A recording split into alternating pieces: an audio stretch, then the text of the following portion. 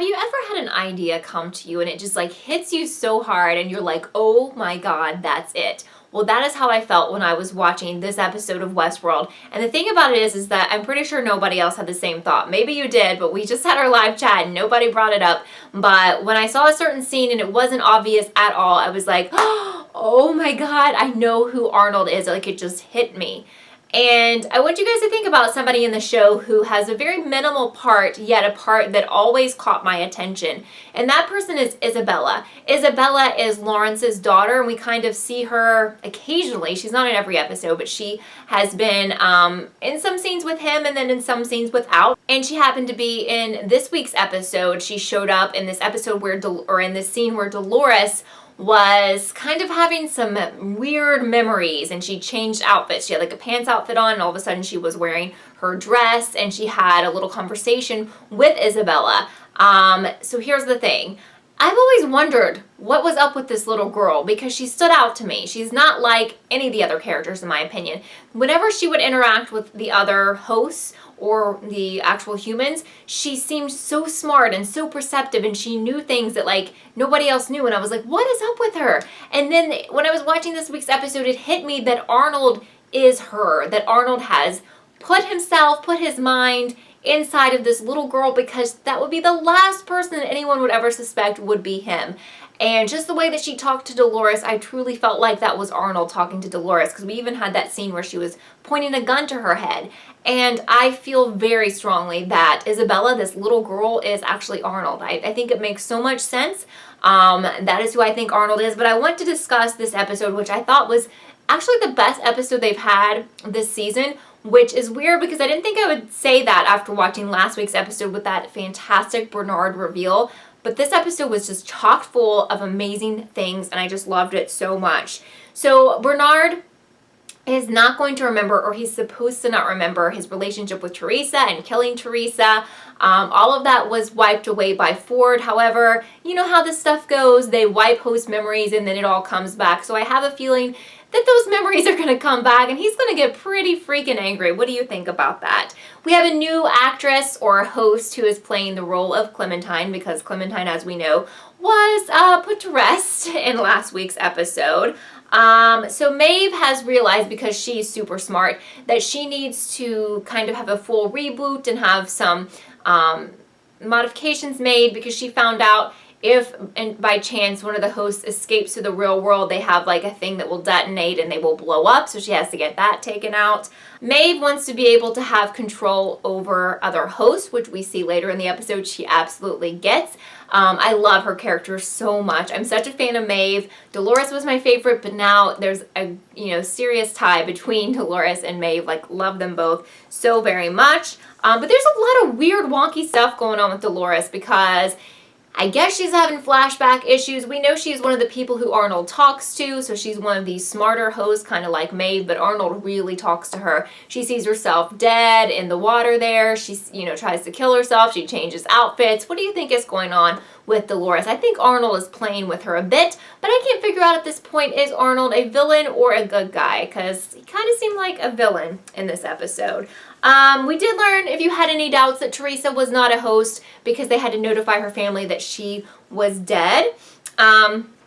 Sylvester, of course, had this plan to kill Maeve when they did the reboot, but the other guy wouldn't let him do it. But of course, Maeve is smarter than everyone, and she slits his throat, and she definitely would have killed Sylvester if they hadn't cauterized his injury. So she means business, and I think we've only seen the very beginning of what kind of craziness she's going to do this season and further on into the show, but I think she's going to go crazy before this season ends, and I freaking cannot wait for that.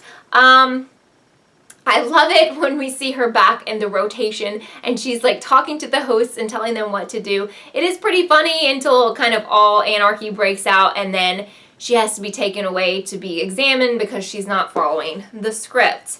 Alright, so Logan, we see, is obviously turned evil, which is not a surprise because he sort of had, like an evil personality to begin with. I was so excited to see that Abernathy has been brought back into rotation kind of by accident, it seems, which if you remember, he said he was going to make everyone pay for what they had done to the hosts.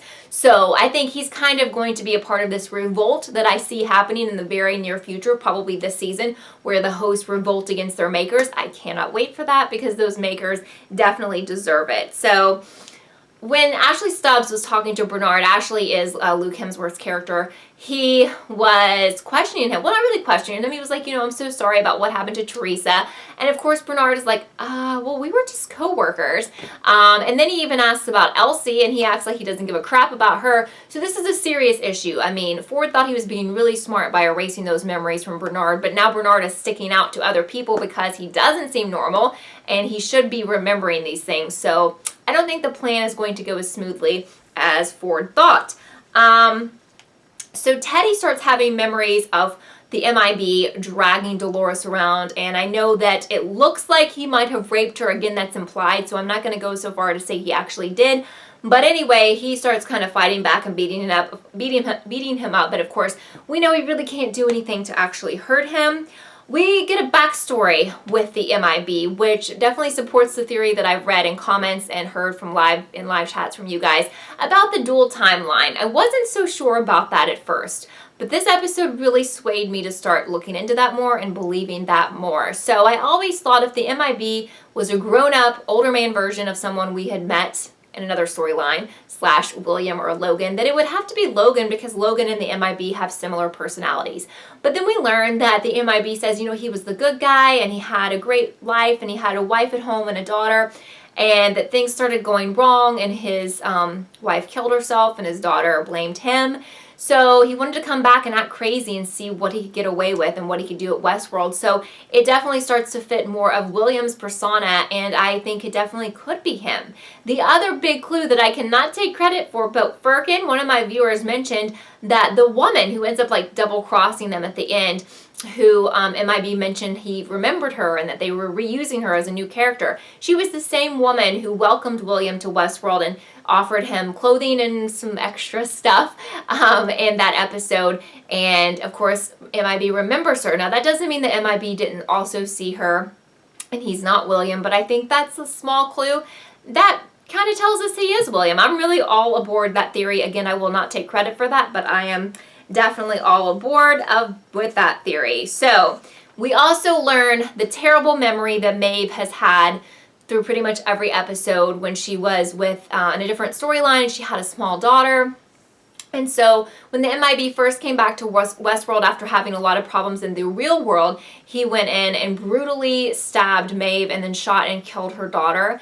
But Maeve actually survived, and she was able to feel real pain, and that shocked him because he had never seen a host act so human-like, and it was so serious that when she got taken back, you know, into WestWorld, she could not calm down. She still felt like this was actually happening, and they had a really hard time shutting it down. And of course, as we know today, she still can't forget those memories of that brutal attack on her and her daughter, which was absolutely awful to see that. So we know she's at a different level. Now, why is she at a different level? Why has she been from day one? Why is Dolores at a different level? I feel like it definitely has something to do with Arnold, but I don't really know the motivation. Like, why did he pick those two? Did he pick other people? What is the reasoning behind them being more human than the others? So, yeah, of course, like I said, she stabbed Clementine and went crazy. So she was kind of acting out what had happened to her. So the MIB is left in sort of a cliffhanger where all these guys are coming to try and kill him, but I don't think they will be able to because they're not in that special area of the maze that he talked about. He talked about a special area where people from the real world could actually suffer real harm or death by the host, which I think will definitely play into the show as well. So I'm excited to hear your thoughts and theories about this episode, about this series, and what do you think about my Arnold theory? I'd love to get some feedback on that. I'm covering all of this season of WestWorld and additional seasons of WestWorld, and I also cover a lot of other shows you may like. Check the down bar for my KELLIETV schedule. So thank you so much for watching, and I hope to see you real soon. Please subscribe. Bye, guys.